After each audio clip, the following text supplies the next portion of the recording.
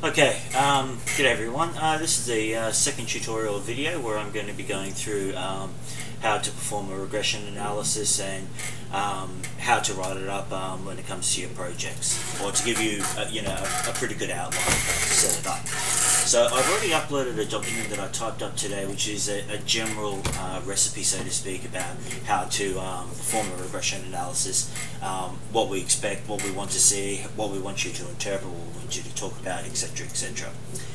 So what I'm going to do is, I thought, because there's sort of a lot of things where I'm just like, you need to get this, you need to get that, and I thought, maybe some people either might be confused by this document, so they might want some clarity on it, and or they might want to see an example. So I'm just going by the prac that's associated with, one of the pracs is associated with regression, which is prac 7. I'm looking at the candle data, so I've got that. Let me open that, sorry. So we'll open that. So that will open up in Minitab momentarily. Here we are. Okay. Alright. Now in this situation, going back to the actual question at hand, it wants us, so there's questions about 1 over, 2 over, blah blah blah, but here we're going to go into a regression. Now the reason why we're going into a regression is because we're looking at analysing continuous variables against continuous variables. So just to be 100% clear on that, and I'll have these as separate documents, a regression is used to analyse continuous variable, or should I say a continuous response variable, so what you're trying to predict, versus continuous predictor variables. So for instance, going to the example that we have within here, or within the question, they want us to see whether how end length is related, or what sort of a relationship it has with initial length, weight and length. So essentially what we're trying to do here is we're trying to find this model, end length, just because we're using, to start off with, a simple linear model, is equal to some constant, there's always some constant, plus m1 times by, sorry, terrible memory, so the factors are initial length, weight, angle. Initial length, weight, angle. So initial length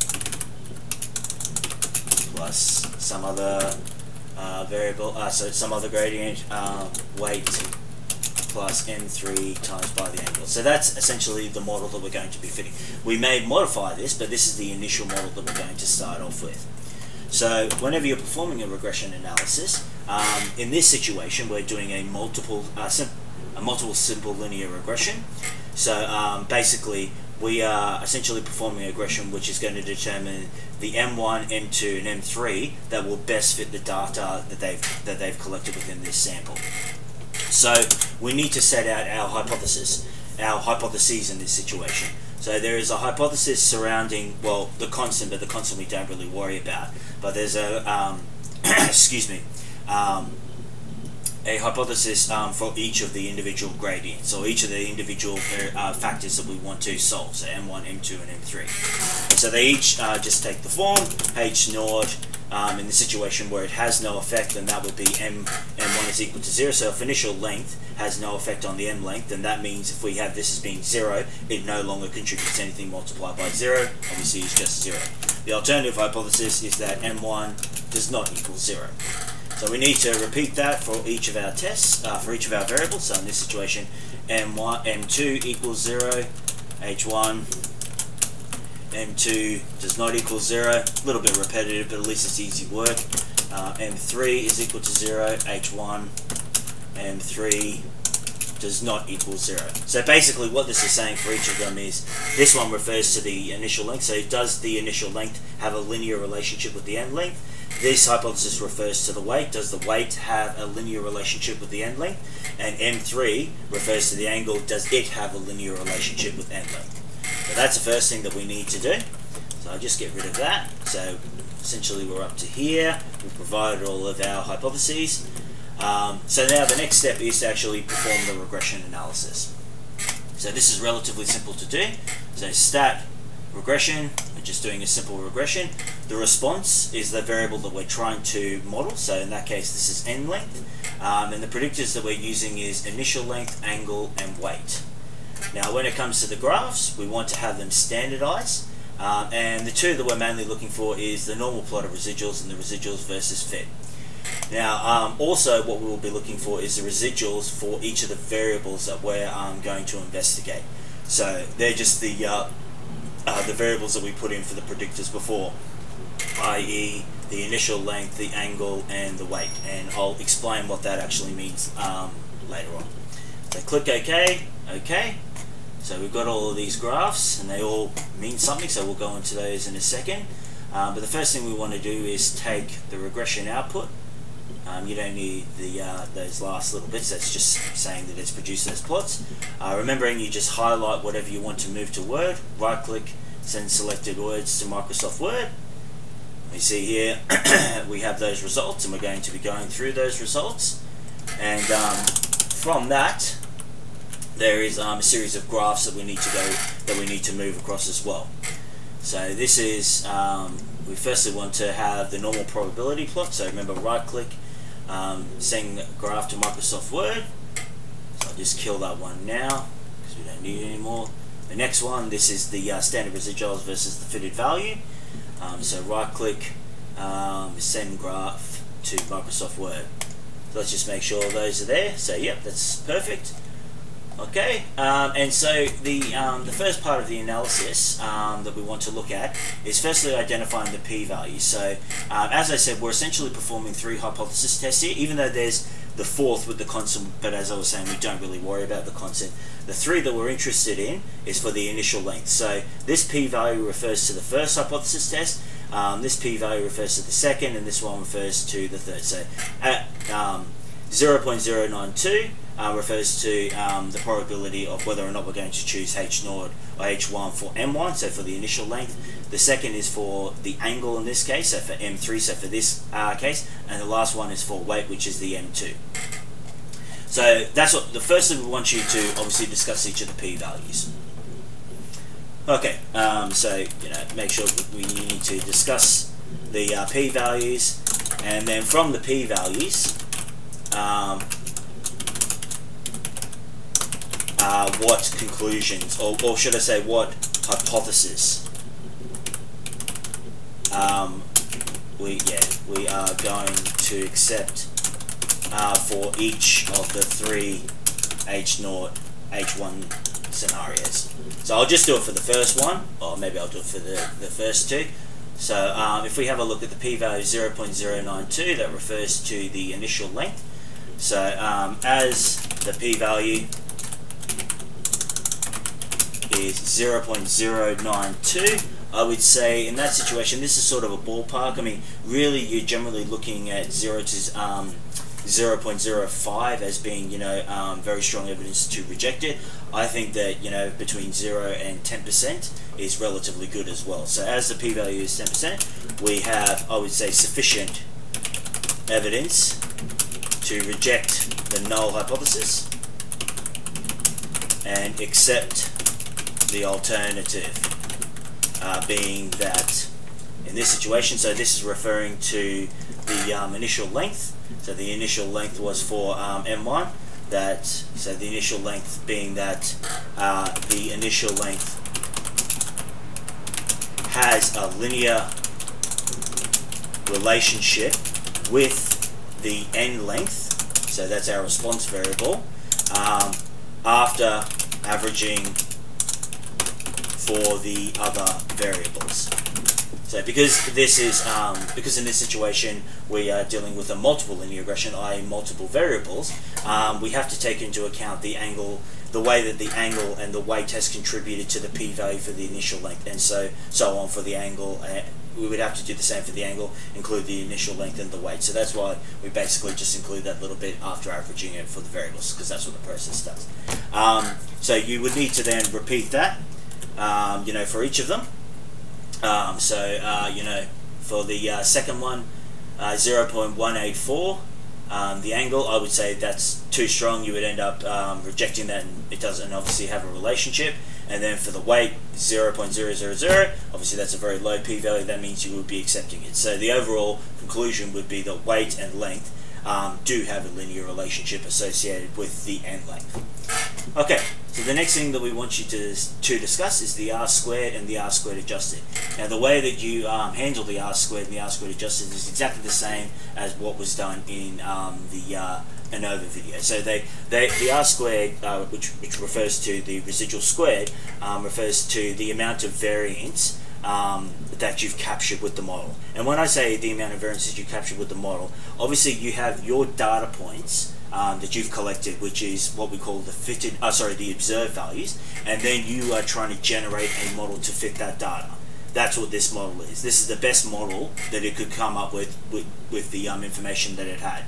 Now, it could only cover 54.8% of the variance, so the difference between the model and the actual value. So I'll just, doing this in VirtualBox. I'm not a Windows user, sorry. So if I go into Paint, and let's just say we have a very simple situation. So, just let's imagine it's just a two-dimensional. I'll change this. Let's say that these, alright, I don't know what I'm doing here. These dots here, I just want to do a dot for crying out. Color picker, no. Maybe this will work. No, that doesn't work. Just a sec, sorry. Brushes, I think. Yeah, hopefully that'll work. Yeah, okay. It's not very large. Where are we? Size. Yeah. Okay. Cool. So imagine these are the data points that you've got. So these are the data values that you've collected out in your whatever situation you're dealing with. Because they're values that you've collected, these are called observed values. So then we create this equation. So we get our line of best fit. I'll just make that a separate color. Let's make it pink. So let's just say our line of best fit goes through there. And so that's the best model. But realistically, obviously it's not a perfect model because it's not going through all of the points. A perfect model would go through all of those. But given that we only wanted a straight line approximation to it, it can't fit all of the points. And rarely does it actually do it. We just try and find the line which minimizes the amount of variance. So what I mean by variance is, and I'll do this I want to do it in red, in green, is, or maybe black would be better, is the differences between the model and the actual observed data. So that's a residual. That's, or should I say, somewhat like an error. I mean, in terms of the model, where it's going wrong, and so on and so on. So if we want to measure the performance of this overall, basically we need to take all of these lengths and see how well they've actually captured the data. Oh, sorry, just repeated it. Sorry. How well they have been able to center this line so that it minimizes these distances. And if we want it as a performance indicator, like as in 0% means you've done a horrible job, so to speak, or the model, there's no way that the current model can actually fit any of the data at all, up to 100%, where 100% being that it would be all perfect, like say if they all were on the same line. So that's what the R squared does. So you just, as I said, you just need to talk about it. So we've gone through this step talking about the p-values, and so now we want to talk about the R squared and the R squared adjusted. So in this situation, with the R squared being 54.8%, it's just a very simple statement and you'll notice that it's actually very robotic and very plain the way that I'm writing this. You don't have to write it so that it's interesting. I mean, this is a stats report. They're not interesting. Well, they are, but this is just the way it is. So as the R squared is 54.8%, we observe that 54.8% of the variance, so the variance between the fitted values and the observed values, we observe that 54.8% of the variance is captured by the model. That's pretty much it. When it comes to the R squared adjusted, the only difference is that the R squared adjusted will rescale the R squared value relative to the number of parameters that you have within the model. So technically, like in this situation, we've got three separate three separate variables that we've put into this model. Now, theoretically, if you were to add more variables into this, so let's say we added another 4 or 5 variables into it, it would improve the R-squared value. It may only improve it slightly, but it will never actually detract from the model. So by adding another variable, this R-squared value can only increase. Now, if we were to apply that sort of logic, we could go, all right, well, why don't we add another 100 variables into it? You know, the R-squared value might go from 54.8% up to 80%. But in doing so, we're actually providing an overcomplicated model. So, you know, the name of the game when it comes to these sorts of investigation is to maximize the performance, using the least amount of variables. So we want to have a model that will explain how a certain phenomenon works with the minimum amount of variables. If you have redundant variables or unneeded variables within the mix, then you've got an unnecessarily overcomplicated model. So this is where the R-squared adjusted comes into place, because it'll rescale. So if we added another 5, it would then rescale the parameter so that it's for 5. So then if you were to do a comparison between, let's just say we did add another 2 variables, the more uniform way of being able to compare the actual performance is to look at the R-squared adjusted, because both of the R-squared adjusted, if we have 3 or if we have 5 or if we have 7 or if we have 10 variables, has been scaled back. Scaled according to the number of variables. So basically, you just need to do a copy of that. I mean, it really does become very simple in this. So the R-squared adjusted is, and in this situation, what is it? 53.3. So it'll always be less than the R-squared. We observe that in this case, 53.3 of the variance is captured by the model after adjusting for the number of parameters in the model. So just have it worded something like that. I really don't, I'll be very upset if I see that people are just directly copying what I'm typing here and inserting their values. Obviously it doesn't take much imagination just to change it slightly, and that's all I ask you to do for these sorts of situations. Okay, so now what we want to do is actually see how well or should I say, look at other indicators of how well the test has actually been performed, or should I say the regression analysis has been performed. In 2 ways, or 2 things that we definitely want to have a look at is a look at this normal probability plot, and again to interpret it in the exact same way as you would for an ANOVA. This blue line represents if you have perfectly normally distributed residuals, and these red dots refer to the observed values. So given that there isn't a great amount of data within this, they do seem relatively close. So in terms of the assumptions of the model, which is essentially looking at these normal probability plots and then also the standard residuals versus fitted value, which is something I go into A1 and A2 here, we can see in this situation that this condition has been satisfied, and that we do have a random scattering around that. There isn't any sort of curvature or anything like that. The only thing that has got me a little bit worried about this plot is there does seem to be a little bit of congestion here.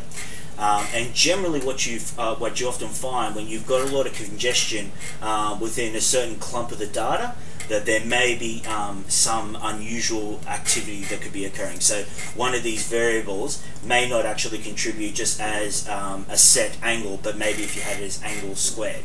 So in order to be able to evaluate that, we have a look at the standardized residuals versus fitted value for each of the different variables. So this is it overall for all of the variables put together.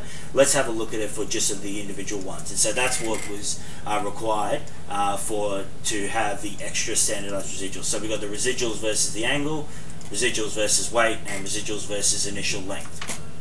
So after you've written up about these two, you would then I'll just get rid of this.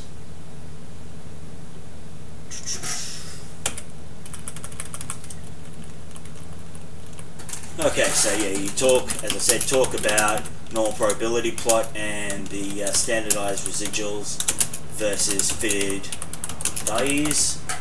Is that correct? Yeah, sorry. Okay. And so from here, you can just state, in your case, you may not have this. That could be the end of your regression analysis if you don't have that. If it is completely scattered and you are very happy with that scattering, you don't really need to go any further. You can go further if you want, and I encourage you to go further, but you don't really have to. So just say, as there appears to be this is really poorly worded, a clumping, or seems to be, as it appears to have areas of high density of residuals, we will examine the residual plots for each variable. And so now we would go into, so we'd start off with residuals versus initial length as an example. So we'll send this graph to Microsoft Word, and hopefully it'll put it there. And then underneath, basically what we need is just a simple explanation. You apply the exact same logic as what you would for this one. So if you see any sort of unusual patterns that you see occurring, maybe you then want to include something else. So you would write that up. And then similarly for, so we will just put the rest in. So for against weight, send graph to Microsoft Word, and then have it for the angle. Okay, so then, as I said, you would have a discussion after each of these, and then right from the end, you then just have an overall summary. So basically, or should I say, if you do find that there is a pattern, like say there was some sort of a quadratic pattern, or maybe some sort of an exponential pattern, or whatever it may be, you could then refit the model. And that's something that the regression allows you to do, which is something that the ANOVA does. And the ANOVA is like just a one test. It tests if all the means are equal, and then that's it. With a regression analysis, you can keep reiterating it. So this, essentially what I'm going through now, would be the first run. Sometimes people only have to do one run, but other people then would have to go, you know what, these variables aren't working, the other variables, I believe there's a quadratic term, or non-linear term, or whatever it may be, and then you would put that into the model and see if it improves it. So, what I would recommend is going, well, look, this, the angle here is obviously not, contributing positively to the model, so you would then possibly think of rerunning the regression without the initial length. Okay, so that's all I can really think of at the moment. There may be a little bit extra that is required, but I think that's probably enough to get you guys going and get a good start into the regression analysis. As I said with the other video, please, if you want to post comments on the YouTube page, by all means you're welcome to do so, but I'd rather you were to post questions on the actual Facebook page for the subject, and then I can get back to it. Just tag me in it, and well, actually, if it's on my post, don't worry about it, I'll get an update. So yeah, I hope you enjoyed that. I'll upload this Word document as well, and over the weekend they'll either be done tomorrow or they'll be done on Sunday. I'll do one for a 2-way ANOVA, and then I'll do a long one for a GLM, where I'll go into a lot of detail with that. Okay, so I hope that was useful, and as I said, have a good weekend.